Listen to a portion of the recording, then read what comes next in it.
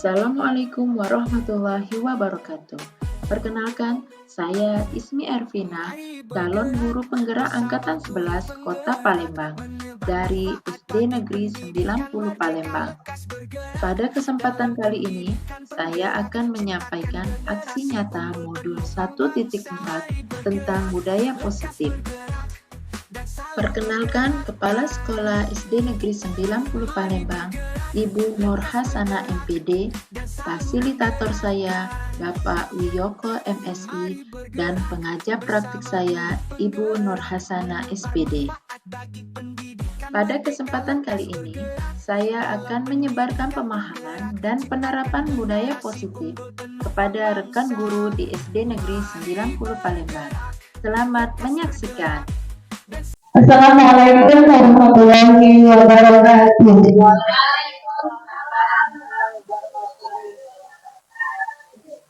Alhamdulillahirrahmanirrahim. Bersyukur atas kehadirat Allah Subhanahu wa Ta'ala yang pada hari ini kita akan diberikan nikmat kesehatan sehingga kita bisa berkumpul di ruang kelas SD Negeri 90 Palembang dalam acara diseminasi budaya positif. Baik Bapak Ibu, ada tujuan acara kita pada pagi hari ini yaitu mengenal pembukaan, turut menyanyikan lagu Indonesia Raya, ketiga kata sambutan dari Ibu Kepala Sekolah, keempat pemaparan materi, kelima tanya jawab, dan yang keenam penutup. Baik Bapak Ibu sekalian, acara pertama yaitu pembukaan. Untuk membuka acara ini, mari kita sama-sama mengucapkan langkah semalam. Acara kedua yaitu menyanyikan lagu Indonesia Raya. Hadirin dimohon berdiri.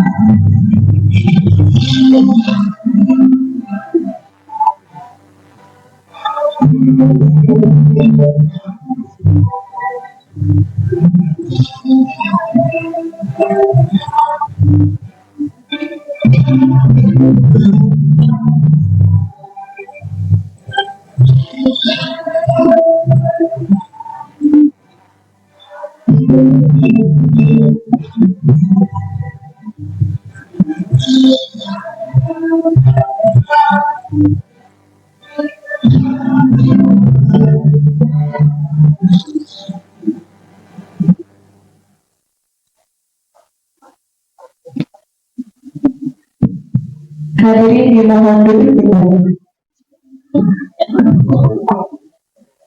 Kita acara ketiga yaitu ketentuan dari Ibu Kepala yang dalam hal ini akan disampaikan oleh Bapak Ibu Rasana MPD. Kita itu akan bersilakan.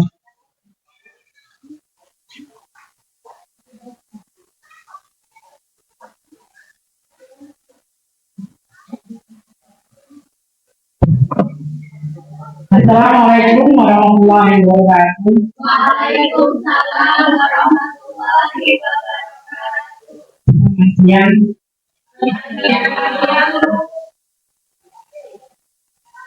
Tentang ini dan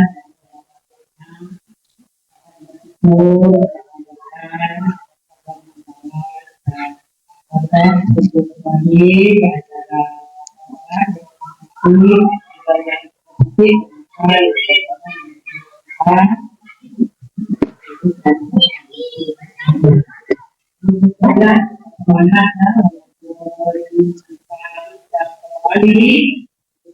kasih bisa semuanya juga dari semoga dari kegiatan ini dan saya saya Waalaikumsalam warahmatullahi wabarakatuh.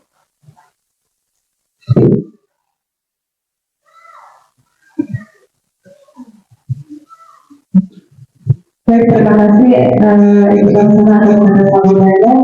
Bisa harapan Ibu Bapak Bapak Ibu Sebentar bisa mengikuti ibadah ini lagi.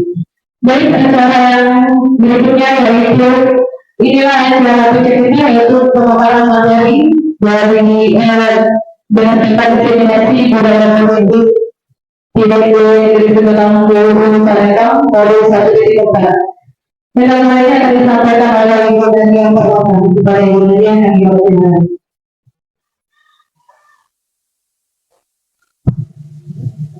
Baiklah, terima kasih untuk moderator pada acara diskriminasi modul 1 dan 4 budaya positif yang akan saya paparkan nanti.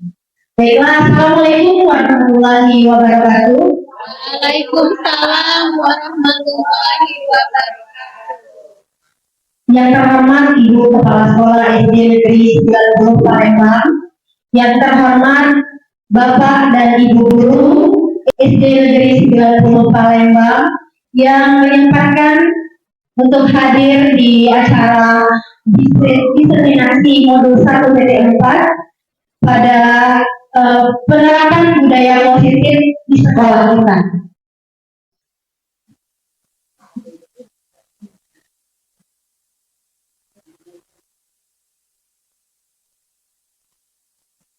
Baiklah, ada pun konsep inti budaya positif yang akan kami paparkan, di mana yang pertama adalah perubahan paradigma belajar, yang kedua disiplin positif, yang ketiga teori motivasi perilaku manusia, yang keempat keyakinan kelas, yang kelima kebutuhan dasar manusia, yang keenam hukuman dan konsekuensi, dan yang ketujuh posisi kontrol, dan yang terakhir adalah segitiga resolusi. Baiklah Bapak Ibu, sebelum kita memasuki materi yang pertama yaitu pembelajaran dengan paradigma baru. Nah, di sini yang ingin saya tanyakan adalah apakah Bapak Ibu sudah menerapkan pembelajaran yang berpihak pada murid ataukah berpihak pada guru? Baiklah, bagaimana Bapak Ibu? Apakah sudah menerapkan pembelajaran yang berpihak pada murid atau berpihak pada guru pada saat ini? Murid. Oke, baiklah, berpihak pada murid. Alhamdulillah ya, kita semua sudah menerapkan pembelajaran yang berpihak pada murid atau pembelajaran berdifferensiasi. Di mana pembelajaran paradigma baru ini adalah dirancang berdasarkan prinsip pembelajaran berdifferensiasi, sehingga setiap siswa belajar sesuai dengan kebutuhan dan tahap perkembangan. Nah, di sini dalam pembelajaran paradigma baru atau pembelajaran berdifferensiasi ini kita akan mewujudkan siswa kita yang berprofil Pancasila. Oke, baiklah Bapak Ibu, apa saja itu berprofil Pancasila? Ada yang tahu? Ya itu. Biasanya kita menyanyikannya di kelas bersama anak-anak. Yang pertama itu adalah Beriman kepada Allah. Oke, beriman bertakwa kepada Tuhan yang Maha Esa dan berakhlak mulia. Nah, di sini adalah impian para guru, para bapak dan ibu guru untuk murid-muridnya yang memiliki akhlak mulia dan bertakwa kepada Tuhan yang Maha Esa. Nah, selanjutnya itu adalah berdirikan global. Nah, di sini anak-anak itu saling menyayangi atau bertoleransi dengan sesama manusia. Oke, lanjut bergotong royong dan mandiri, bernalar kritis dan kreatif. Nah, ini adalah impian-impian para guru untuk mewujudkan siswa-siswinya ini menjadi profil pelajar Pancasila. Oke, selanjutnya. Nah, di sini kita dapat memahami Bapak Ibu apa itu pembelajaran paradigma baru. Nah, pembelajaran yang memastikan praktik pembelajaran yang berpusat pada peserta didik. Nah, di sini tadi Bapak Ibu sudah menjawab bahwa Bapak Ibu sudah melakukan pembelajaran yang berpihak pada murid. Yang berpihak pada murid. Nah, di sini bagaimana cara Bapak Ibu mempraktekkan kegiatan pembelajaran berpihak pada murid tersebut? Ada yang bisa menjawab bagaimana Bapak Ibu? Contohnya, pembelajaran yang berpihak pada murid. Contohnya, Ibu Dana, bagaimana Ibu Dana? Baik, terima kasih kesempatan Ibu juga. Pembelajaran yang berpihak pada murid, kalau saya lakukan di kelas saya, yaitu pertama, tentunya saya membuat media ajar yang menarik mungkin bagi siswa. Yang kedua, saya akan melibatkan siswa dalam setiap praktik pembelajaran. Seperti kemarin saya belajar ciri-ciri makhluk hidup. Ciri-ciri makhluk hidup. Jadi saya menggunakan sticky note, mencoba siswa untuk mencatat apa saja ciri-ciri dan menempelkan ke depan. Dan itu siswa itu pada senang, bahagia, mereka maju ke depan, antusias. Dan selanjutnya setelah nanti mereka ada waktu-waktu jenuh, saya akan memberikan ice breaking, akan membuat mereka semangat lagi. Seperti itu sebenarnya. Terima kasih. Oke, terima kasih Ibu Dona. Terima kasih Ibu Dona untuk tanggapannya bahwa kata Ibu Dona yang kegiatan yang dilakukannya itu pembelajaran berpusat pada murid itu melakukan pembelajaran yang membuat media pembelajaran yang menarik untuk siswa-siswanya. Oke, semangat untuk Ibu. Tepuk tangan untuk Ibu Dona. Oke, bisa Bapak Ibu bantu saya. Oke,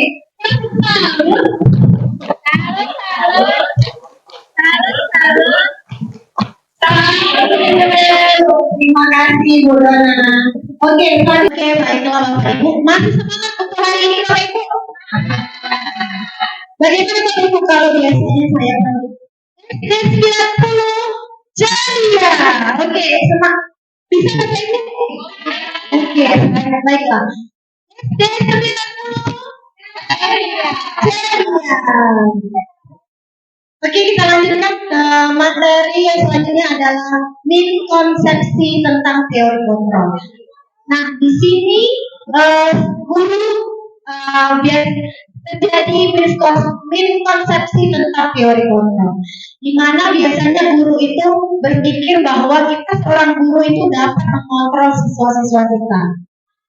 Nah, di sini di mana biasanya murid kita bisa kita atur seperti ini, bisa kita atur seperti itu. Padahal itu hanyalah miskonsepsi saja. Di mana miskonsepsi tentang teori kontrol adalah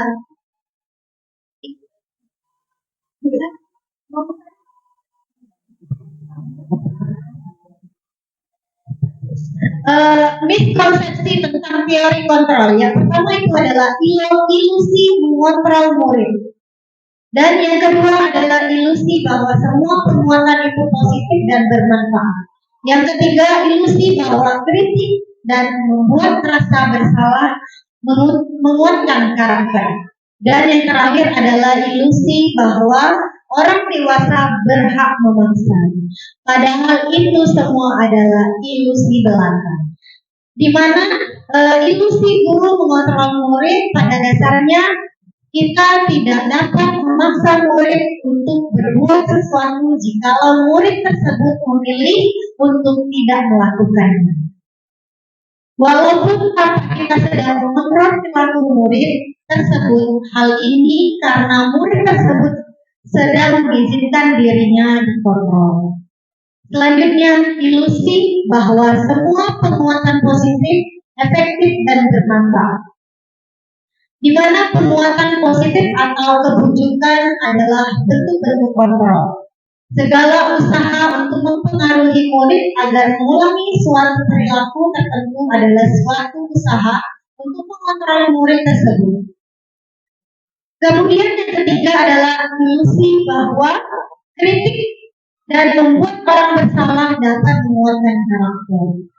Di mana menggunakan kritik dan rasa bersalah untuk mengontrol murid menuju pada identitas yang gagal. Selanjutnya adalah ilusi bahwa orang dewasa memiliki hak untuk memaksa. Nah, biar banyak orang dewasa yang percaya bahwa mereka memiliki tanggung jawab untuk membuat murid-murid berbuat hal-hal tertentu, apapun yang dilakukan dapat diterima selama ada perubahan kemajuan berdasarkan sebuah pengukuran kinerja. Nah, selanjutnya merubah paradigma stimulus respon ke pendekatan teori kontrol. Nah, di sini pada tahap stimulus respon ada kita mencoba mengubah orang agar berpandangan sama dengan kita. Nah, kita rubah ke teori kontrol atau pilihan, yaitu kita berusaha memahami pandangan orang lain tentang dunia. Nah, di sini biasanya mencoba mengubah orang agar berpandangan sama dengan kita. Di sini biasanya ibu bapak guru biasanya murid harus berpacu pada kita. Padahal kita adalah seorang guru berhak menuntut sesuai dengan kodrat yang ada pada anak-anak kita, tidak berhak untuk memaksa. Nah, di sini kita berusaha memahami pandangan orang lain tentang dunia. Selanjutnya, perilaku buruk dilihat sebagai suatu kesalahan. Nah, biasanya pada perilaku buruk dilihat sebagai suatu kesalahan, kita biasanya mengejar orang lain itu dengan tindakan perilaku buruknya. Nah, Bapak Ibu, biasanya perilaku yang dilakukan itu biasanya ada tindakan buruk. Nah, kita langsung mengejar bahwa orang itu adalah buruk. Itu kita rubah menjadi teori kontrol pilihan. Semua perilaku memiliki tujuan. Nah, di mana biasanya perilaku yang kita lakukan itu selalu ada tujuannya. Selanjutnya, orang lain bisa mengontrol saya. Berubah ke teori kontrol pilihan, yaitu hanya Anda yang bisa mengontrol diri Anda. Kemudian pemaksaan ada pada saat bujukan gagal. Dan berkolaborasi konsensus menciptakan pilihan-pilihan baru. Dan pada stimulus respon juga model berpikir menang atau kalah. Pada teori kontrol atau pilihan itu model berpikir menang-menang. Oke, selanjutnya disiplin positif. Nah, Bapak Ibu, tadi sudah pernah dengar apa itu budaya positif? Bisa Bapak Ibu berikan contoh apa itu budaya positif? Silakan, Ibu Nuni. Apa itu budaya positif? Baik, terima kasih Ibu Nadia atas kesempatannya. Menurut saya budaya positif itu adalah kebiasaan yang baik yang dapat menumbuhkan nilai-nilai kebaikan. Terima kasih. Baiklah, tepuk tangan untuk Ibu Nuni. Kata Ibu Nuni benar sekali bahwa disiplin positif adalah menyebarkan nilai-nilai kebaikan untuk siswa-siswa kita. Jadilah seorang guru yang menuntut, bukan yang menuntut. Oke, tepuk tangan untuk kita semua, Bapak Ibu. Selanjutnya adalah disiplin positif. Disiplin berasal dari kata disiplina, yang artinya belajar. Disiplin mengacu pada disiplin diri yang memiliki tanggung jawab terhadap apa yang dilakukannya berdasarkan nilai-nilai yang diyakini. Dan disiplin positif merupakan salah satu cara penerapan disiplin yang bertujuan untuk menumbuhkan kesadaran serta memberdayakan peserta didik tanpa imbalan, penghargaan atau reward, ancaman atau hukuman. Ketiga, sebagai pendidik, tujuan kita adalah menciptakan peserta didik yang memiliki disiplin diri sehingga memiliki perilaku yang mengacu kepada nilai-nilai kebajikan universal dan memiliki motivasi intrinsik dalam perubahan perilaku ke arah yang lebih baik. Oke, selanjutnya. Nah, di sini adalah nilai-nilai kebajikan universal. Nilai-nilai kebajikan adalah sifat-sifat positif manusia yang merupakan tujuan mulia yang ingin dicapai setiap individu. Dan nilai yang disepakati bersama adalah lintas bahasa, suku bangsa, agama maupun latar belakang. Selanjutnya, contoh profil pelajar Pancasila: beriman, bertakwa kepada Tuhan Yang Maha Esa dan berakhlak mulia. Kedua, mandiri. Ketiga, bernalar kritis. Yang keempat, berkebinekaan global. Yang kelima, bergotong royong. Dan yang terakhir adalah kreatif. Nah, di sini kita masuk pada materi teori motivasi perilaku manusia, Bapak Ibu. Ada yang tahu apa saja jenis motivasi yang ada pada perilaku manusia? Bisa kita lihat Bapak Ibu bahwa ada dua jenis. Yang pertama, teori motivasi perilaku manusia itu motivasi ekstrinsik dan motivasi intrinsik. Nah, yang pertama itu motivasi ekstrinsik adalah untuk menghindari ketidaknyamanan atau hukuman dan untuk mendapatkan imbalan penghargaan dari orang lain. Nah, Bapak Ibu, siswa-siswa kita terkadang motivasi dalam dirinya itu ada motivasi ekstrinsik. Bisa saya contohkan yang pertama tentang untuk menghindari ketidaknyamanan atau hukuman. Misal, saya tidak mau datang terlambat, nanti dihukum. Nah, itu bukan dari kesadaran dirinya atau dari diri pribadi dari siswa kita. Maka itu adalah dia untuk menghindari ketidaknyamanan atau hukuman yang akan diberikan oleh ibu gurunya. Nah, di sini kita mengetahui bahwa motivasi kita sebagai untuk menjadi manusia yang disiplin itu harus dari dasar diri kita masing-masing. Selanjutnya, untuk mendapatkan imbalan atau penghargaan dari orang lain. Nah, boleh kasih contoh Bapak Ibu tentang untuk mendapatkan imbalan atau penghargaan dari orang lain. Boleh kasih contoh oleh Bu Aidlan?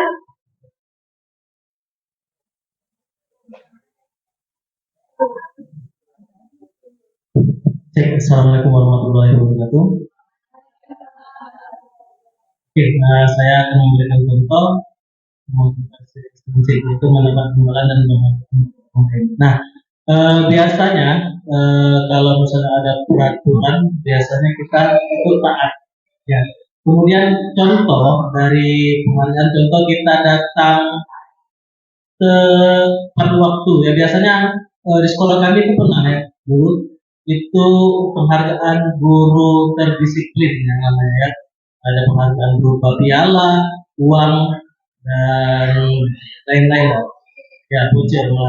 Nah itu menjadi motivasi tersendiri. Jadi orang-orang berlomba, ya berlomba untuk mendapatkan tadi ya imbalan tadi ya karena apalagi ada uang ya. Jadi manusianya kalau lihat uang matanya hijau. Nah sempat beberapa pada waktu COVID, nah penghargaan itu sempat terhambat. Nah kita sebagai guru waktu itu COVID masih datang ke sekolah, tapi banyak yang telat. Itu membuktikan kalau motivasi ekstrinsik itu kurang bagus menurut saya pokoknya. Oke, tepuk tangan untuk Pak Dewi untuk tanggapannya. Ya benar Bapak Ibu bahwa motivasi ekstrinsik itu untuk mendapatkan imbalan atau penghargaan dari orang lain. Kata Pak Dewi tadi, katanya dia mau datang tepat waktu karena mendapatkan penghargaan dari sekolah, kepala sekolah. Nah, biasanya ada reward bahwa ini adalah guru teladan yang selalu datang tepat waktu. Nah, itu adalah termasuk motivasi ekstrinsik ya Bapak Ibu, bahwa kedua contoh ini adalah termasuk dalam golongan motivasi ekstrinsik yang menghindari hukuman dan mendapatkan imbalan, bukan dari diri dalam pribadi masing-masing. Oke, selanjutnya adalah motivasi intrinsik. Untuk menjadi orang yang mereka inginkan atau menghargai diri sendiri dengan nilai-nilai yang mereka percaya.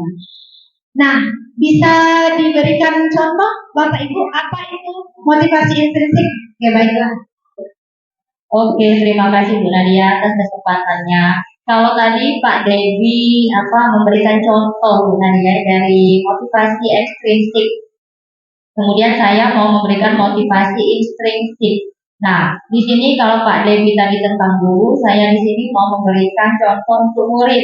Nah, misalnya motivasi intrinsik itu dia kan yang berasal dari dalam hati, memang dari kemauan dia. Misalnya saja seperti puasa. Nah, puasa itu kan kalau motivasi intrinsik dia itu walaupun tidak diberi mamanya, misalnya sehari 5.000, tapi karena dia tahu puasa ini wajib, kemudian puasa ini memang harus dilakukan untuk umat Islam. Nah, dia melakukan itu dengan senang hati.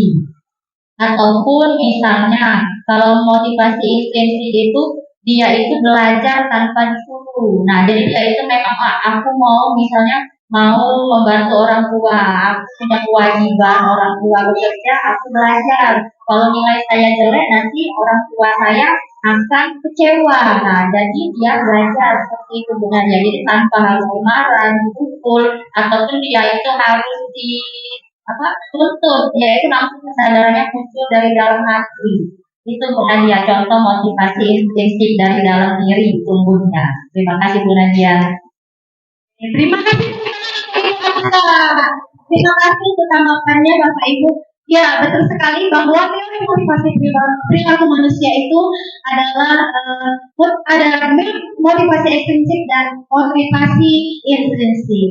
Nah, yang dimana ekstrinsik adalah dalam bentuk hadiah atau takut dengan hukuman, sedangkan intrinsik adalah yang dari dalam dirinya sendiri. Oke.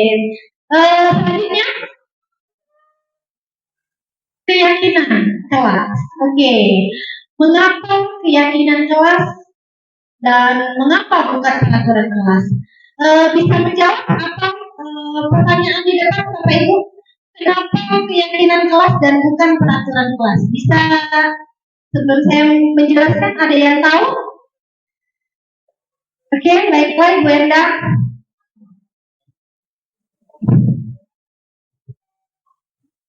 Baik, terima kasih Ibu Nadia. Mengapa keyakinan kelas? Mengapa bukan peraturan kelas? Karena kalau peraturan kelas itu hanya satu arah, hanya guru yang menetapkan aturan. Jadi aturan itu mutlak. Sedangkan kalau keyakinan kelas itu kolaborasi antara guru dan siswanya. Jadi sepakat dulu antara guru dan siswa, mau keyakinan apa yang kita buat, itulah yang kita sepakati. Jika ada pelanggaran, kita kembali ke keyakinan kelas kita masing-masing. Begitu. Terima kasih Bu Enda, betul sekali. Mengapa keyakinan kelas? Mengapa bukan peraturan kelas? Nah, betul sekali kata Ibu Endang bahwa keyakinan kelas adalah kesepakatan yang dibuat bersama atau dua arah antara siswa dan guru. Dan menciptakan lingkungan belajar yang positif dan produktif di dalam kelas. Sedangkan peraturan kelas biasanya dibuat oleh guru tanpa melibatkan siswa. Oke, dari sini Bapak Ibu bisa memberikan contoh bagaimana itu bentuk keyakinan kelas dan apa contoh dari peraturan kelas. Bisa memberi contoh Bapak Ibu? Ibu Putri boleh? Terima kasih kepada Ibu Nadia. Kalau keyakinan kelas ini contohnya misalkan seperti peraturan kelas dulu, kalau peraturan kelas misalkan datang tepat waktu seperti itu. Nah itu kan memang harus anak-anak itu datangnya tepat waktu, dibuat oleh guru dan peraturan sekolah. Lalu untuk keyakinan kelas, dilarang berlari di dalam kelas, misalkan itu contohnya. Terus tidak boleh membuang sampah di dalam kelas. Nah itu contoh keyakinan kelas yang sudah disepakati oleh guru dan siswa tadi. Terima kasih. Baiklah, terima kasih untuk tanggapannya Ibu Putri. Betul Ibu Putri bahwa contoh dari keyakinan kelas itu adalah peraturan yang kita buat bersama siswa. Nah, biasanya kita melibatkan siswa kita untuk membuat apa peraturan yang akan kita taati di dalam kelas kita. Nah, sedangkan peraturan kelas biasanya gurunya saja tanpa melibatkan siswa-siswanya untuk membuat peraturan yang ada di kelas. Misalnya dilarang ribut, biasanya begitu. Nah, tanpa ada melibatkan siswa. Oke, selanjutnya ini adalah bentuk keyakinan kelas yang sudah saya lakukan di kelas saya, kelas 3B. Nah, di sini saya melakukan kegiatan untuk membuat keyakinan kelas apa yang ingin saya lakukan atau kami terapkan di kelas nantinya. Nah, di sini saya berdiskusi dengan anak-anak saya bahwa mereka wajib mengutarakan apa saja peraturan yang mereka inginkan atau ide-ide yang mereka inginkan untuk ditaati di kelas nantinya. Nah, di sini pembentukan keyakinan kelas adalah bersifat abstrak berupa pernyataan universal dibuat dalam pernyataan positif sedikit saja agar mudah diingat sesuai dengan kondisi kelas dan sekolah sehingga mudah diterapkan dan semua warga sekolah atau warga kelas dilibatkan saat membuat keyakinan. Nah, baiklah Bapak Ibu, biasanya Bapak Ibu menerapkan atau membuat peraturan kelas itu bagaimana? Boleh Bapak Ibu cerita sedikit pengalamannya? Silakan Ibu Lili. Terima kasih atas kesempatannya Ibu Nadia. Tadi bagaimana cara guru bersama murid untuk membuat keyakinan kelas itu yang dilakukan secara bersama-sama. Pertama yaitu kita mengajak seluruh siswa untuk saling memberikan pendapatnya masing-masing buat kelas apa yang akan kita buat. Mungkin kita buat dulu apa kayak kertas, pinot ya, itu nanti siswa menuliskan di sana. Nanti setiap siswa, seluruh siswa itu kita suruh menuliskan dan mereka akan menulis. Nah, setelah semuanya selesai, siswa telah memberikan tanggapannya, barulah guru memilih dari beberapa dari tanggapan siswa tadi kita sepakati secara bersama-sama dan kemudian kita revisi kalimatnya menjadi kalimat yang lebih baik. Terima kasih. Terima kasih untuk tanggapannya. Betul sekali Ibu Lili bahwa tahapan-tahapan yang sudah Ibu Lili lakukan itu adalah tahapan pembuatan keyakinan yang sudah sangat baik. Betul Ibu Lili, kata Ibu Lili tadi bahwa kata atau pernyataan yang kita buat itu haruslah bersifat positif. Nah, di mana contohnya adalah biasanya dilarang membuang sampah. Nah, kita ubah menjadi kalimat positif menjadi buanglah sampah pada tempatnya. Nah, itu adalah kalimat yang mudah atau mudah diingat agar siswa-siswa kita kalau dia buang sampah sembarangan, oh berarti saya sudah melanggar keyakinan kelas yang sudah saya buat bersama ibu guru. Oke. Nah, di sini budaya positif adalah yaitu nilai dan kebiasaan di sekolah yang berpihak agar mereka dapat berkembang menjadi pribadi yang kritis, penuh hormat, dan bertanggung jawab sesuai dengan profil pelajar Pancasila. Budaya positif ini akan menimbulkan rasa aman dan nyaman pada murid kita dalam proses pembelajaran. Budaya positif juga dapat mendorong siswa untuk mampu berpikir, bertindak, dan menciptakan proses memerdekakan dirinya sehingga murid lebih mandiri dan bertanggung jawab. Oke, dari pengertian budaya positif ini Bapak Ibu, bahwa kita dapat kita simpulkan bahwa budaya positif sangat baik untuk kita terapkan untuk siswa-siswa kita agar mereka lebih bertanggung jawab, lebih kreatif, lebih semangat, lebih mandiri dalam belajar. Oke, baiklah, masih semangat ya Bapak Ibu. Oke, setelah ini kita sama-sama lakukan expressing dulu Bapak Ibu. Ayo berdiri, silakan berdiri Bapak Ibu. Kita gerak-gerak tubuh dulu.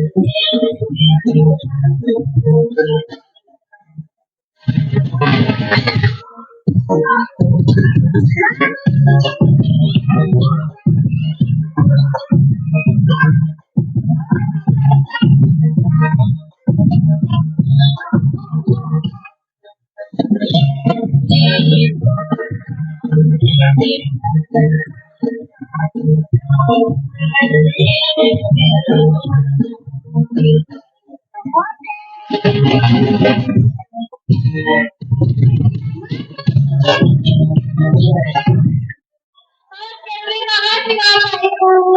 Kita mengeluarkan sedikit keringat hari ini. Oke, baiklah, itulah materi dari saya akan dilanjutkan oleh rekan saya, Ibu Ismi Ervina SPD. Oke, baiklah, terima kasih.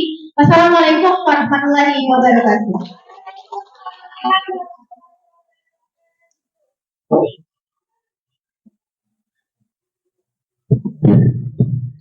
Assalamualaikum warahmatullahi wabarakatuh. Ya, terima kasih Bapak Ibu semuanya masih tetap semangat untuk mengikuti kegiatan kami hari ini, masih tetap stay dan tetap ada di ruangan ini. Kami mengucapkan banyak terima kasih. Baik, Ibu tadi sudah dipaparkan oleh pemateri yang pertama dari Ibu Nadia tentang budaya positif, paradigma pernikahan baru, lalu keyakinan kelas, itu yang sudah disampaikan oleh Ibu Nadia. Dan kita tadi juga sempat sudah menggerak-gerak gambaran, kurang lebihnya nanti akan kita tambah lagi. Ya, nah di sini lanjut dengan materi saya, yaitu yang pertama tentang kebutuhan dasar manusia. Ya, tentunya kita sebagai manusia ada kebutuhan-kebutuhan yang harus kita penuhi. Realitas kebutuhan setiap orang itu pasti berbeda. Kita harus berusaha memahami pandangan orang lain tentang dunia. Setiap orang memiliki gambaran yang berbeda. Nah, di dalam materi ini kebutuhan manusia itu ada 5. Yang pertama yaitu kebutuhan yang paling utama dari kita sebagai seorang manusia adalah kebutuhan survival. Maaf kalau bahasa Inggrisnya agak salah ya Bapak Ibu. Kebutuhan ini adalah kebutuhan untuk bertahan hidup. Jadi kita sebagai manusia tentunya mempunyai hal yang harus kita penuhi. Kebutuhan yang bertahan hidup seperti contohnya yaitu makan, minum, tempat tinggal itu merupakan contoh dari kebutuhan hidup. Yang selanjutnya yaitu kebutuhan cinta, kasih, dan rasa diterima.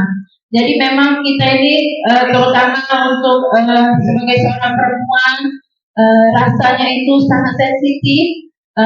Memang rasa perlu disayangi itu memang sangat perlu untuk diri kita. Tidak hanya untuk kita, juga untuk murid-murid kita. Lalu itu yang ketiga adalah kebutuhan kesenangan. Tentunya kita tidak mau anak-anak di dalam kelas kita itu merasa terbebani dengan berada di dalam kelas. Tentunya kita harus mencari tahu apa yang mereka inginkan, pembelajaran seperti apa yang mereka mau, kebutuhan apa yang mereka inginkan. Jadi kesenangan itu bukan hanya mereka main-main di dalam kelas, tidak, ya, tapi kebutuhan kesenangan itu bisa dengan kita membawanya dalam pembelajaran seperti berhitung dalam lompat-lompat, berhitung dengan bergantian dengan teman. Yang penting membuat anak merasa senang terlebih dahulu sehingga pembelajaran itu akan tersampaikan dengan baik. Yang keempat ada kebutuhan kebebasan.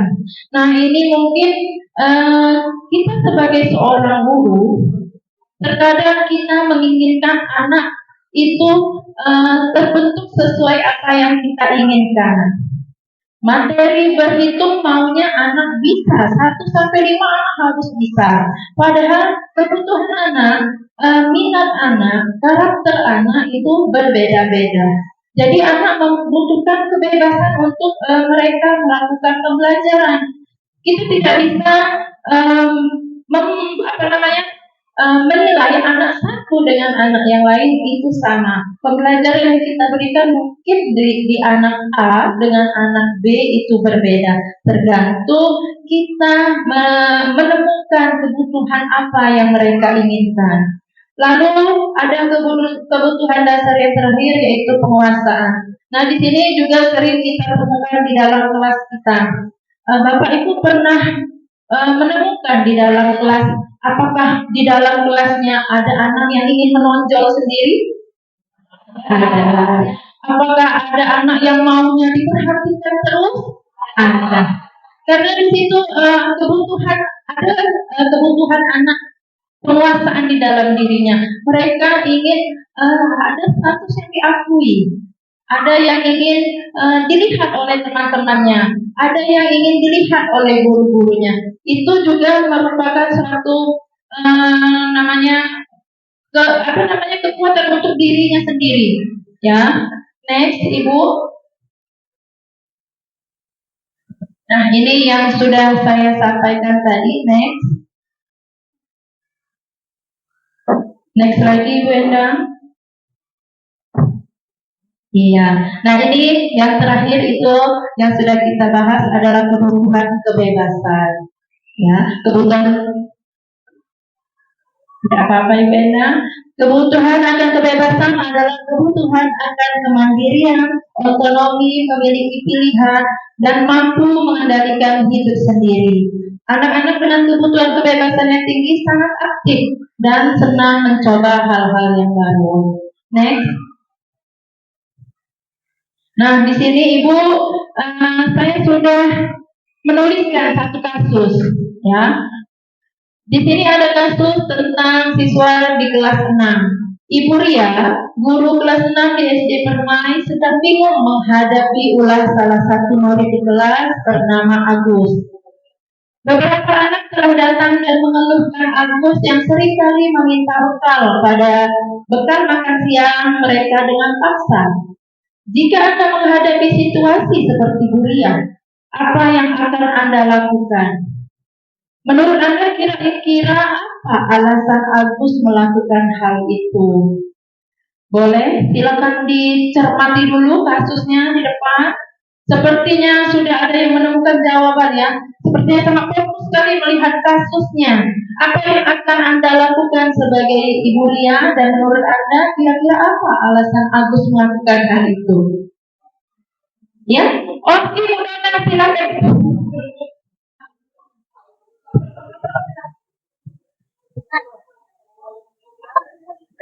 Baik, terima kasih kesempatannya Ibu Ismi.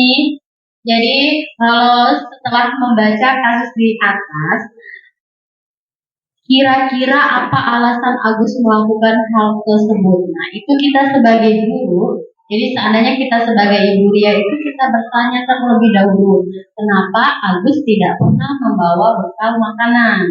Sehingga dia seringkali meminta bekal makanan dari teman-temannya. Dan itu kita bertanya tadi dengan bisa kita terapkan di kelas kita, bertanya dulu, jadi tidak asal menjudge kenapa Agus memarahi atau memberikan hukuman kepada Agus seperti itu. Nah, setelah kita mengetahui alasan Agus tersebut tidak membawa bekal, bisa jadi nanti kita tahu jawabannya, kemudian kita memberikan solusi kepada Agus. Jadi kita memberikan solusi dengan cara bisa kita ke orang tuanya langsung, ke wali kelas, ke wali siswa tersebut. Jadi kita bisa memberikan melakukan pendekatan kepada orang tuanya juga seperti Ibu ini. Terima kasih. Terima kasih atas tanggapannya, beri tepuk tangan untuk Ibu Nana. Masya Allah Ibu Nana. Masya Allah Ibu Tri. Silakan. Ya, terima kasih atas kesempatannya. Dari kasus itu, seperti Ibu Dona katakan tadi, kita tidak tahu kondisi keadaan di rumah anak kita masing-masing, seperti itu. Jadi mungkin orang tuanya sibuk, gak sempat buat bekal, anaknya dikasih uang jajan, seperti itu. Jadi seperti kata Ibu Dona tadi, kita tanya dulu, Ananda, kenapa anak nggak bawa bekal? Nah, seperti itu. Jadi jangan minta terus. Tiap kali kalau bawa bekal minta terus. Kenapa? Kawannya juga tuh nggak makan. Nah, seperti itu. Seperti itu saja, Ibu. Terima kasih. Terima kasih atas tanggapannya Ibu Tri. Jadi jawaban tanggapan Ibu Dona dan Ibu Tri itu sudah hampir sama ya, bahwa yang pertama kali yang harus kita lakukan adalah pendekatan dulu dengan si Agus ya. Jadi dengan adanya pendekatan dengan si Agus ini, kita dapat mengetahui kebutuhan mana yang memang Agus penuhi atau perlukan. Bisa kita lihat jawabannya, silakan next Ibu. Nah, jadi jawabannya ada di sini Bapak Ibu. Jadi sebagai Ibu Ria, sebagai wali kelasnya, kita harus komunikasi dulu, pendekatan dulu tadi dengan Agus. Kita menanyakan, ya, apakah Agus lapar dan orang tuanya tidak membawakannya bekal makan siang. Jadi itu termasuk dalam kebutuhan bertahan hidup. Yang kedua yaitu apakah teman Agus ini ingin menjadi perhatian dari teman-temannya. Apakah dengan Agus ini meminta bekal temannya, jadi perhatian temannya itu teralihkan kepada Agus. Lalu yang ketiga, apakah dia merasa hebat karena temannya jadi takut kepada dia, ini termasuk dalam kebutuhan penguasaan atau power. Yang keempat yaitu apakah Agus merasa bosan karena mungkin dibawain mamanya nasi goreng terus setiap hari. Agus ini bosan dengan bekalnya yang itu saja, tapi dia tidak bisa mengutarakan keinginannya kepada orang tua. Jadi terjadilah kasus tersebut. Ini termasuk dalam kebutuhan kebebasan. Lalu kebutuhan yang terakhir yaitu, nah ini yang sering kita sebagai seorang guru temui di dalam kelas kita, kesenangan. Mereka hanya menganggapnya sebagai main-main saja, tetapi akibat yang ditimbulkan itu berdampak besar ya terhadap kita siswa. Jadi Agus ini hanya iseng dan ingin dia menikmati ekspresi wajah temannya yang kesal. Mudah-mudahan anak kita di SD 90 ini tidak ada yang seperti itu ya. Amin. Next Ibu Ena. Ya, kita lanjut ke materi selanjutnya yaitu hukuman dan sanksi atau konsekuensi. Tentunya kalau kita melihat dari judul awal, hukuman dan sanksi atau konsekuensi itu dua hal yang saling berdekatan, dan terkadang kita pun sulit untuk membedakannya. Boleh Bapak Ibu ada yang bisa memberikan saya tanggapan apa itu hukuman dan apa itu sanksi atau konsekuensi. Silakan Bapak Ibu. Yang Ibu Atika. Baik, terima kasih Ibu Ismi atas kesempatannya.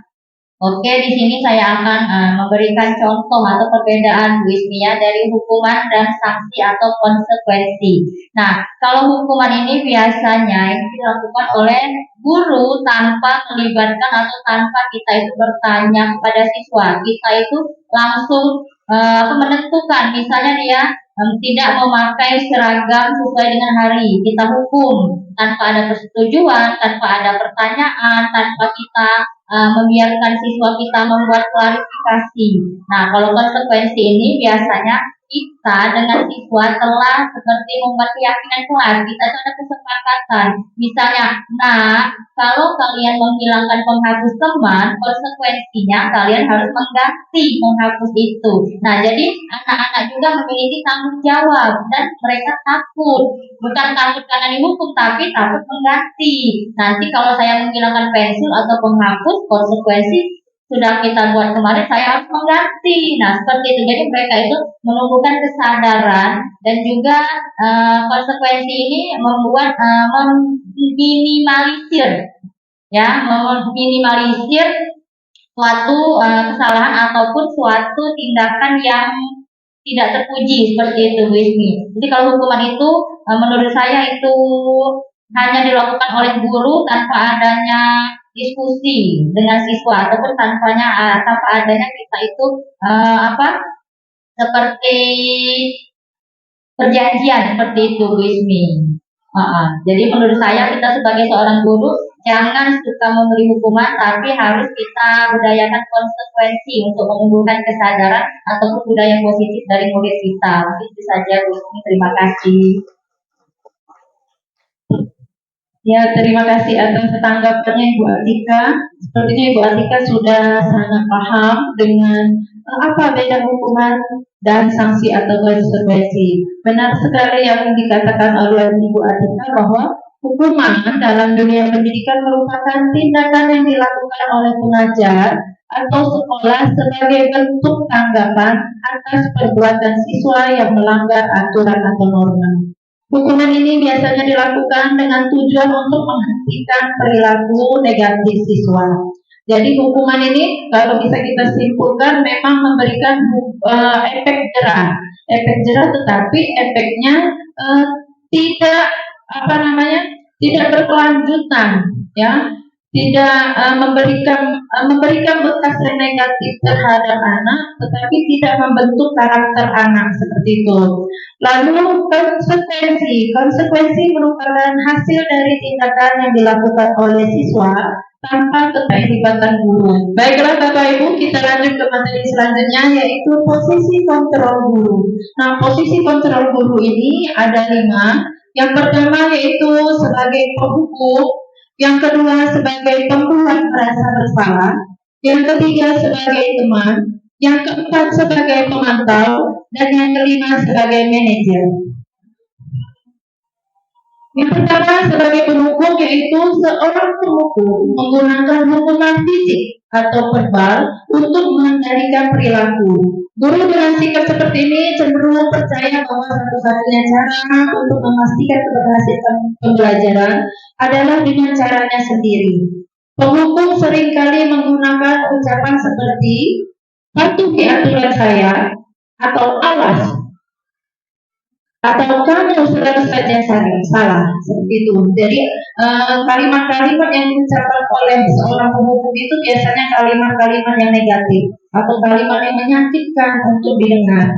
Yang kedua yaitu penghukum merasa bersalah. Pada posisi ini guru menggunakan kata-kata yang lembut untuk membuat orang lain merasa bersalah atau rendah diri. Mereka mungkin mengatakan hal seperti ini: Ibu sangat kecewa dengan kamu. Atau berapa kali harus saya ingatkan kamu. Pendekatan ini dapat menyebabkan siswa merasa tidak berharga dan mengecewakan orang-orang yang mereka sayangi. Next. Yang ketiga yaitu guru sebagai teman. Guru dalam posisi teman menggunakan persuasi atau hubungan baik untuk mempengaruhi perilaku. Mereka bisa menggunakan humor dan hubungan yang baik dengan siswa untuk mencapai tujuan mereka. Namun, ada risiko siswa menjadi tergantung pada guru dan merasa kecewa jika guru tersebut tidak membantu mereka. Yang keempat yaitu guru sebagai pemantau. Seorang guru pemantau adalah orang yang menjaga ketertiban dengan memperlakukan hukuman atau akibat. Guru dengan posisi ini cenderung melihat perilaku siswa dan menggunakan bukti-bukti tersebut untuk membuat keputusan tentang tindakan apa yang perlu diambil. Guru yang berperan sebagai pemantau juga memantau dan mencatat informasi tentang perilaku siswa untuk referensi di masa depan. Dan posisi kontrol yang terakhir, yang kelima, yaitu guru sebagai manajer. Guru yang memposisikan diri sebagai manajer cenderung bersikap kolaboratif dengan siswa untuk menemukan solusi atas masalah perilaku. Sebagai seorang manajer, guru akan membimbing siswa untuk mengatur diri dan bertanggung jawab atas tindakannya sendiri. Pendekatan ini mendorong siswa untuk menjadi mandiri dan bertanggung jawab. Nah, Bapak Ibu, dari kelima posisi kontrol ini di depan layar Ibu ada pernyataan-pernyataan yang dapat kita lihat dan kita baca. Kata-kata seperti apa yang biasanya muncul? Untuk pernyataan yang pertama yaitu saya kecewa sekali dengan kamu. Ini biasanya itu posisi kontrol di mana ibu dibuat rasa bersalah. Jadi anak itu seolah-olah dibuat tidak menghargai dirinya sendiri, dibuat merendahkan dia seperti itu ya. Lalu yang kedua, kamu tidak pernah benar melakukannya. Di mana posisinya Bapak Ibu? Jadi kalimatnya itu memang kalimat yang negatif ya. Kita sebagai guru seharusnya tidak mengeluarkan kalimat-kalimat yang seperti itu. Yang ketiga, ayolah lakukan demi ibu atau bapak. Di mana posisi kontrol kita ibu? Iya, jadi kita merangkul siswa. Tapi tentunya harus diingat Bapak Ibu, walaupun kita sebagai posisi sebagai teman, ada batasan yang harus kita jaga antara guru dan murid. Lalu pernyataan selanjutnya, apakah kamu mau mendapatkan stiker bintang hari ini? Di mana Ibu-ibu? Iya, betul sekali ya. Selanjutnya, bagaimana kamu bisa menyelesaikan masalah ini? Manajer pintar, bagus sekali Bapak Ibu, tidak kalah dengan murid-muridnya ya. Lalu yang terakhir, kamu selalu jadi paling yang terakhir. Nah, jadi Bapak Ibu ini merupakan salah contoh-contoh pernyataan-pernyataan yang sering keluar dari kita.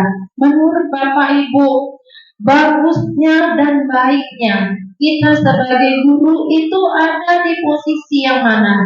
Aduh, ini Bu Endang ini besar sekali mengeluarkan pernyataan itu harus kita sebagai guru di posisi manajer. Bisa diberikan alasannya Ibu Endang?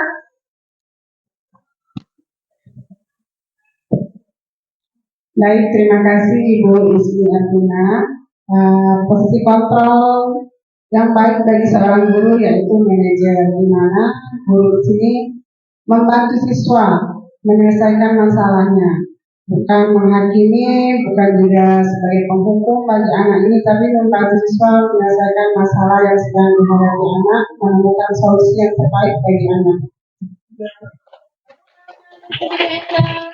Ya benar sekali Ibu sekalian, dan ternyata Ibu Endang bahwa posisi manajer ini adalah posisi yang kita harapkan sebagai seorang guru. Kita harus bisa membimbing, memberikan solusi kepada siswa, tidak hanya memberikan solusi secara verbal, tapi kita diharapkan bisa membentuk karakter siswa, menimbulkan nilai-nilai kebajikan universal yang baik untuk siswa kita.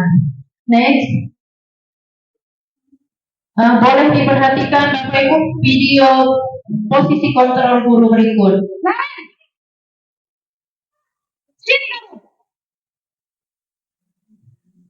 Selamat pagi Bu. terlambat. Kamu deh, pasti terlambat. Maaf Bu, saya Apa? Apa coba? Alasan kamu apa lagi? Kapan sih kamu tidak terlambat? Malah sekali kamu jadi anak. saya Dasar pemalas. Gak kapok-kapok sih kamu. Sudah berapa kali terlambat? Sana, kamu keliling lapangan basket 2 kali. kenapa saya harus ke lapangan basket Bu? Kenapa? Kamu lawan ibu. Berani-beraninya jawab. Sudah terlambat, masih berani jawab pula. Sekarang, keliling lapangan basket 5 kali sekalian. Biar kapok. Cepat. Pergi sana ke lapangan basket. Nah, Bapak Ibu, sudah kita saksikan video tentang suatu kasus kejadian. Menurut Bapak Ibu, ketika melihat video ini, hal pertama apa yang Bapak Ibu pikirkan? Nangis. Ada lagi? Kasar. Ada lagi Ibu Desi? Egois. Ada lagi Ibu? Bunuh killer. Jadi pertama kali kita kalau melihat video ini, ibunya kasar, bengis, lalu egois, ya. Nah, Bapak Ibu, kira-kira kalau sudah kita melihat video di depan ini berkaitan dengan materi kita posisi kontrol tadi, kira-kira ibu yang bengis ini berada di posisi yang mana? Masya Allah, berarti Bapak Ibu semuanya sudah paham dengan posisi kontrol yang kita bahas hari ini. Beri tepuk tangan untuk kita semua, Bapak Ibu. Iya, betul sekali. Jadi bahwa di depan ini, ibu guru ini posisinya sebagai penghukum. Dia tidak mau mendengarkan alasan apapun dari siswa tersebut. Dia hanya ingin memenangkan egonya saja, supaya anak itu menuruti apa yang dia mau. Dia hanya mengutarakan akibat-akibat yang sudah dilakukan muridnya, tapi dia tidak mau tahu alasan dibalik murid melakukan hal tersebut. Jadi posisi ibu ini adalah dalam posisi penghukum. Tentunya Bapak Ibu, kita semua tidak mau berada di posisi ini. Kita tidak mau berada di posisi ini, Bapak Ibu, ya. Mudah-mudahan kita semua nanti bisa memposisikan diri kita ini ke posisi yang terbaik sebagai posisi guru yang terbaik, yaitu posisi manajer yang seperti dikatakan oleh Bu Enang tadi. Next. Lanjut kita masuk ke materi selanjutnya, yaitu segitiga restitusi. Restitusi adalah proses menciptakan kondisi bagi murid untuk memperbaiki kesalahan mereka, sehingga mereka bisa kembali pada kelompok mereka dengan karakter yang lebih kuat. Melalui restitusi, guru dapat membantu murid menjadi lebih baik, memiliki tujuan, disiplin positif, serta memulihkan dirinya setelah berbuat salah. Yang kedua, membantu murid untuk jujur pada diri sendiri dan mengevaluasi dampak dari kesalahan yang dilakukan. Dan yang terakhir yaitu memberikan penawaran, bukan paksaan. Next. Nah, Bapak Ibu, tahapan segitiga restitusi ada 3, yaitu yang pertama menstabilkan identitas. Menstabilkan identitas ini dapat kita lakukan dengan setiap orang pasti pernah melakukan kesalahan. Kalimat yang kita ucapkan sebagai seorang guru terhadap murid. Lalu bisa juga kita mengucapkan kepada murid, kamu bukan satu-satunya yang pernah melakukan ini. Itu namanya menstabilkan identitas. Yang kedua yaitu validasi tindakan yang salah. Validasi tindakan yang salah dapat juga kita gunakan kata-kata berikut. Kamu tentu punya alasan mengapa melakukan hal itu. Lalu ada cara yang lebih efektif untuk mendapatkan apa yang kamu butuhkan. Setelah kita memvalidasi tindakan yang salah, maka tahapan yang terakhir yaitu menanyakan keyakinan. Menanyakan keyakinan ini dapat kita gunakan kalimat-kalimat nilai apa yang telah kita sepakati. Lalu atau kamu ingin menjadi orang yang seperti apa? Atau bisa lagi nilai-nilai keyakinan kelas mana yang sudah kita langgar, seperti itu. Next, Ibu Endang.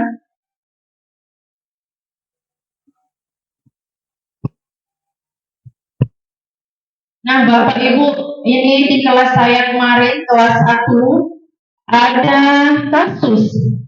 Jadi ini, mohon maaf agak sedikit lagi. Anak Rido ini terlihat makan secara sembunyi-sembunyi pada jam pelajaran. Nah, untungnya dia tidak mengajak teman-temannya ya. Temannya mengintip-intip. Iya.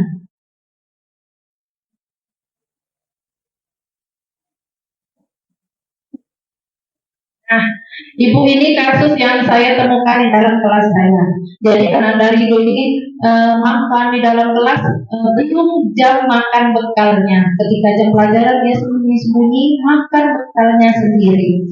Nah, lalu hal ini tentunya membutuhkan perhatian dari kita sebagai seorang guru. Bagaimana kita menyelesaikan masalah dan persoalan yang dihadapkan oleh murid kita ini. Nah, saya menggunakan atau mempraktekkan segitiga restitusi yang sudah kami dapatkan materi dari CIP ini, bagaimana menyelesaikan kasus tersebut. Boleh Bu Endang next?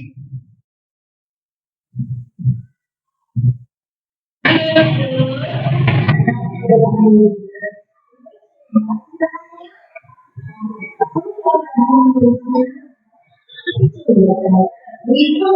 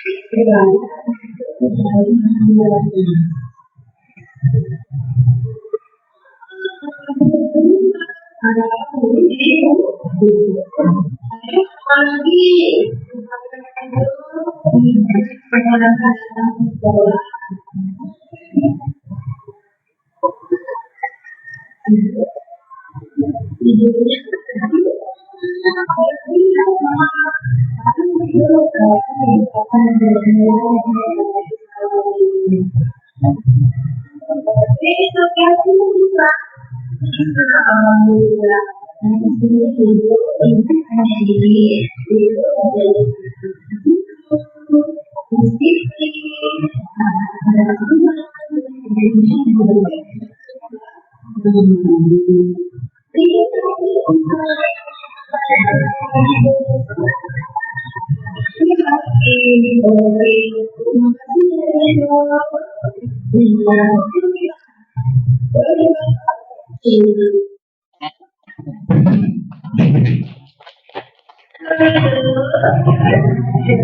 kira-kira itu apa namanya proses yang sudah saya lakukan, tahapan-tahapan restitusi, segitiga restitusi yang sudah saya lakukan ketika saya menemukan kasus di dalam kelas saya. Dan memang untuk anak-anak yang kelas 1 seperti ini memang masih butuh dirangkul dan memang masih butuh perhatian yang lebih butuh anak, ya. Boleh next, Ivana? Oke, Bapak Ibu semuanya, kita sudah selesai dengan materi kita hari ini. Beri tangan yang mulia untuk kita, Bapak Ibu. Semoga apa yang kami sampaikan pada hari ini dapat bermanfaat bagi Bapak Ibu semuanya. Bapak Ibu boleh kita bisa kita tunjukkan Ibu? Bisa, boleh ya? Kita boleh ya? Jempol kanan, jempol kiri, dua jempol. Boleh lagi oke, semangat kita merasakan rasa yang bahagia. Oke, jempol kanan, jempol kiri, dua jempol. Hebat. Terima kasih atas perhatiannya hari ini Bapak Ibu. Terima kasih atas pendampingannya hari ini Ibu Kepala Sekolah SD Negeri Semangka Palembang, Ibu Nur Hasanah MPD. Terima kasih kami ucapkan kepada Bapak Ibu guru hebat semuanya. Terima kasih sudah bersamai kami dalam kegiatan hari ini. Saya Ismi Ervina, CGP Angkatan 11 Kota Palembang, dan Ibu Nadia Permata SPD, CGP Angkatan 11 Kota Palembang. Mohon maaf apabila ada kata-kata salah, kepada Allah saya mohon ampun. Kami akhiri dengan ucapan wabillahi taufiq wal hidayah. Wassalamualaikum warahmatullahi wabarakatuh. Kami kembalikan ke MC. Baik, terima kasih teman dari CGP Angkatan 11.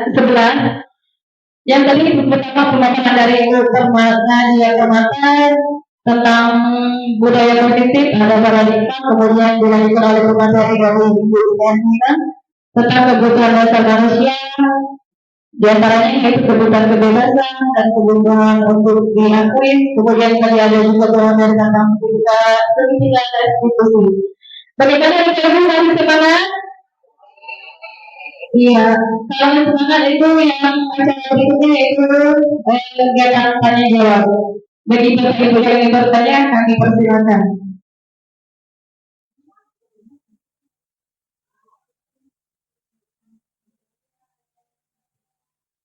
Ya, ada Ibu Segatika yang ingin bertanya?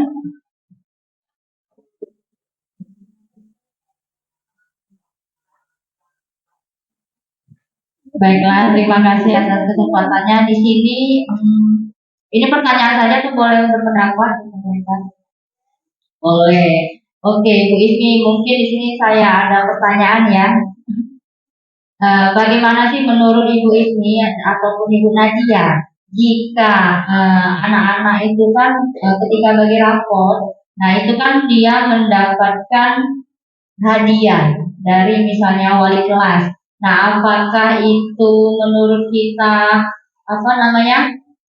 bagus atau tidak? Karena ujung-ujungnya itu memotivasi mereka dari dalam, atau karena ada iming-iming mereka laju itu termasuk di ekstensif. Bagaimana itu tanggapannya Ibu Ismi dan Ibu Nadia? Karena kan zaman sekarang banyak wali-wali kelas yang misalnya ranking atau peringkat mendapatkan hadiah. Apakah itu baik atau kurang baik seperti itu? Mungkin itu saja Bu. Terima kasih.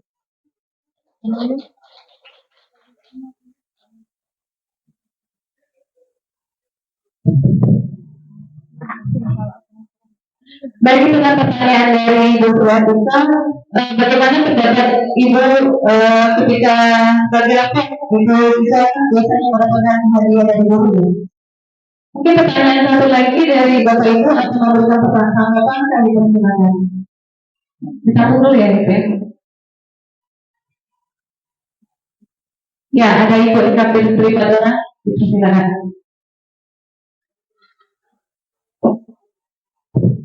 Terima kasih Bu Dewi. Mungkin di sini saya ingin bertanya kepada kedua pemateri hari ini. Bukan bertanya sih, sharing juga ya Bu ya. Bagaimana sih kita sebagai guru itu menumbuhkan disiplin positif kepada siswa-siswa kita, terutama siswa di kelas. Karena rasanya saya agak merasa kesulitan untuk itu. Terima kasih. Ya, baik, terima kasih Ibu Satu Dibuat. Tadi pertanyaannya bagaimana kita seorang guru menerapkan disiplin positif kepada siswa. Mungkin ada lagi pertanyaan Ibu? Jika tidak ada, cukup dua pertanyaan saja. Tadi pertanyaan pertama dari Ibu Yatita, yang bagaimana Bapak Ibu ketika siswa mendapatkan hadiah, ketika lagi rapat itu bagaimana? Kemudian bagaimana cara seorang guru menerapkan disiplin positif kepada siswa? Dipersilakan kepada Ibu.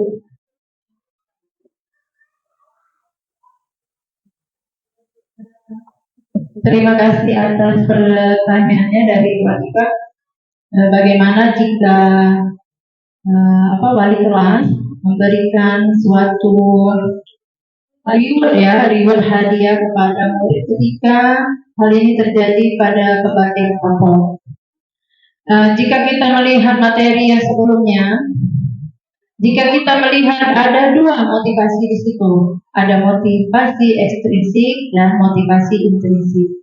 Jika kita kaitkan dengan hal tersebut, tentunya pemberian itu adalah hal yang kurang berkenan jika kita kaitkan dengan materi, karena hal itu membuat siswa menjadi berlomba-lomba karena diiming-imingi dengan sebuah hadiah.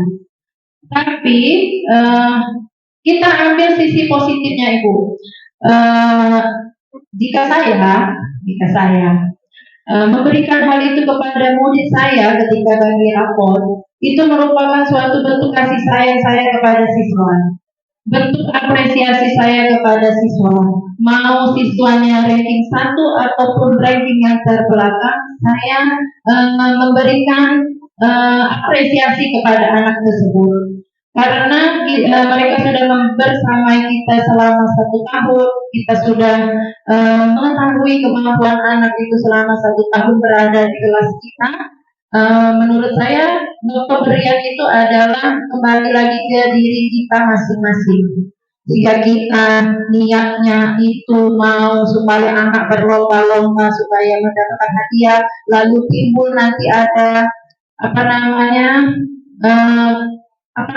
perselisihan atau saling-salingan dengan teman-temannya, itu juga hal yang tidak bagus. Tapi tadi kembali lagi kepada niat kita masing-masing. Kalau memang niat kita ingin mengapresiasi anak, lalu bentuk rasa cinta kasih kita kepada anak, menurut saya pribadi itu adalah hal yang baik dan tidak mengapa menurut saya seperti itu.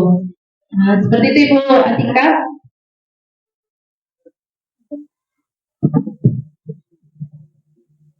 Baik, itu jawaban dari Ibu Istri Artina. Bagaimana dengan Ibu Sresta? Atau bagi audiens, Bapak Ibu yang lain ingin memberikan tanggapan, saya persilakan.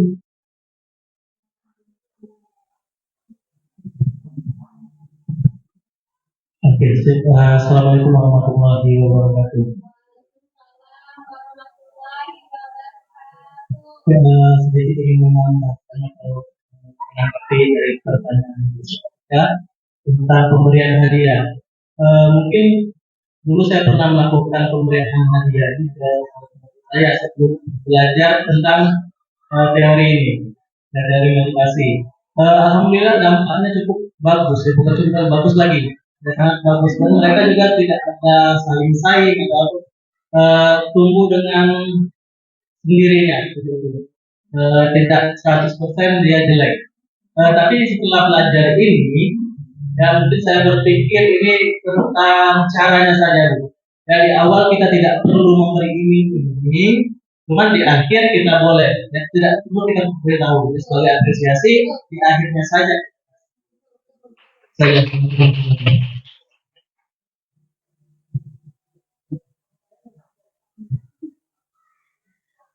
Baik, mungkin ada lagi Bapak Ibu yang ingin memberikan tanggapan. Ya, terima kasih kepada Kak Dewi.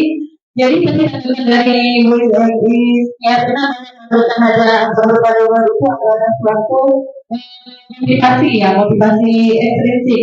Kemudian bisa saja itu diberikan kepada siswa, tapi tingkatnya itu adalah tingkat untuk memberi reward, tapi tidak untuk memberikan penghargaan untuk satu dua siswa saja, tapi seluruh siswa yang tadi kita diberikan secara adil kepada seluruh siswa. Kemudian tadi kita juga mengatakan bahwa untuk memberikan hadiah itu mungkin awalnya baik, tapi lama-lama ternyata itu tidak baik untuk bagi siswanya. Nah, itu Pak ya. Kemudian pertanyaan yang kedua tadi bagaimana guru untuk memberikan budaya positif kepada siswa itu akan dijawab oleh Ibu Nadia Permana. Silakan. Baiklah, terima kasih untuk pertanyaannya Ibu Madonna. Izin menanggapi pertanyaan dari Ibu Dona bahwa bagaimana menerapkan budaya positif kepada siswa. Kalau cara saya itu dengan cara saya memberikan contoh terlebih dahulu kepada murid-murid saya. Mungkin dengan cara itu siswa dapat melihat, wah ibu guru datangnya tidak terlambat. Nah, di situ telah tercermin adanya disiplin positif dilihat dari contoh yang sudah dicontohkan oleh gurunya. Dan kemudian bagaimana cara kita untuk menerapkan disiplin positif, kita memberikan anak-anak itu seperti contoh film. Nah, kita memberikan tontonan bagaimana budaya positif yang baik untuk tindakan agar anak kita itu lebih bertanggung jawab, lebih kreatif, lebih bersemangat. Nah, disitulah tantangan seorang guru itu dalam menciptakan pembelajaran yang menyenangkan untuk siswa-siswanya, agar siswanya dapat mencontoh atau dapat melihat apa yang telah mereka pelajari di kelas dengan kegiatan-kegiatan disiplin positif yang sudah dicontohkan oleh Bapak Ibu gurunya di sekolah. Mungkin itu saja jawaban dari saya. Apabila ada dari teman-teman yang ingin menambahkan, dipersilakan. Putri. Baik, terima kasih Bu Nadia atas kesempatannya. Saya juga setuju ya dengan pendapat Ibu Nadia bahwa disiplin positif itu memang harus dari kita sebagai contoh ataupun kita sebagai manajer. Jadi kita harus mencontohkan yang baik. Dan juga disiplin positif ini kalau menurut saya harus continue, ya harus berlanjut. Jangan sampai kita tuh membuat keyakinan kelas hanya berlaku 1 bulan, kemudian bulan selanjutnya terserah sudah capek kayak gitu. Jadi nggak boleh, harus continue dan harus terus berinovasi. Nah, kita juga harus terus memotivasi siswa-siswa atau murid-murid kita. Nah, hari ini kita semua datang tepat waktu, boleh tepuk tangan seperti itu. Jadi mereka termotivasi, kita lakukan secara continue dan kita memberi contoh sebagai sesuatu yang baik untuk budaya positif di kelas ataupun di sekolah kita. Mungkin itu saja Bu Nadia, terima kasih.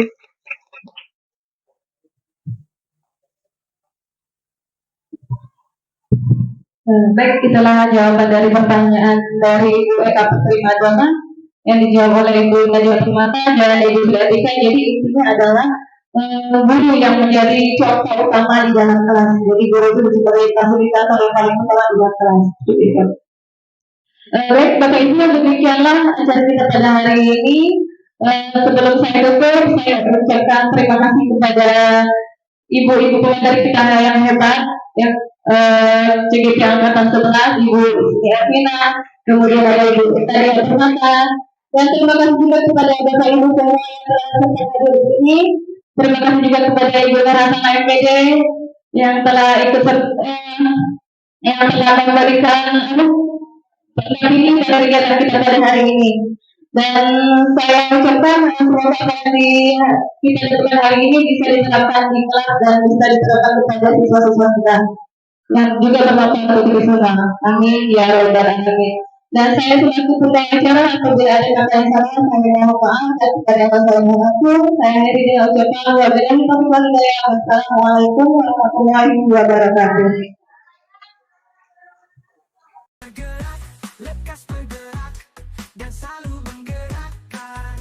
Assalamualaikum warahmatullahi wabarakatuh.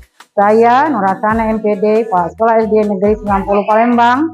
Hari ini saya akan memberikan testimoni kepada guru-guru saya, yaitu Ibu Nadia Permata dan Ibu Ismi Ervina, calon guru penggerak Angkatan 11 Kota Palembang.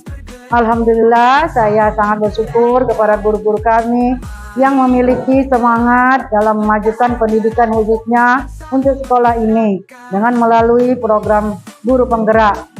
Ibu Nadia dan Ibu Ismi Ervina telah melakukan diseminasi budaya positif. Saya sangat antusias dengan kegiatan positif yang mereka sosialisasikan.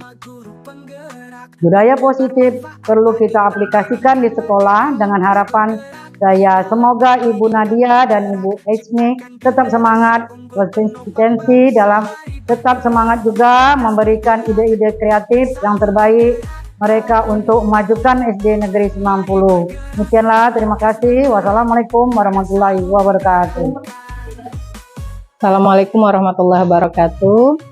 Perkenalkan, nama saya Ibu Nurbaiti. Saat ini saya sedang mengajar kelas 1 SD Negeri 90 Palembang. Alhamdulillah hari ini tadi sudah ada pemaparan dari modul 1.4 tentang budaya positif. Dari pemaparan tersebut yang diisi oleh pematerinya Ibu Nadia dan Ibu Ismi, alhamdulillah kami mendapatkan hal yang luar biasa. Semoga dari pemaparan yang luar biasa tadi bisa kami terapkan nantinya di kelas masing-masing dan bisa diikuti oleh siswa di SD Negeri 90 Palembang, sehingga budaya positif itu tidak hanya pada siswanya saja tapi gurunya pun ikut terlibat. Begitu saja saya akhiri. Wassalamualaikum warahmatullahi wabarakatuh. Assalamualaikum warahmatullahi wabarakatuh. Saya Eka Fitri Madona, guru di SD Negeri 90 Palembang. Hari ini Ibu Nadia Permata SPD dan Ibu Ismi Ervina SPD sudah melaksanakan diseminasi budaya positif dalam kegiatan mereka di pendidikan guru penggerak angkatan ke-11.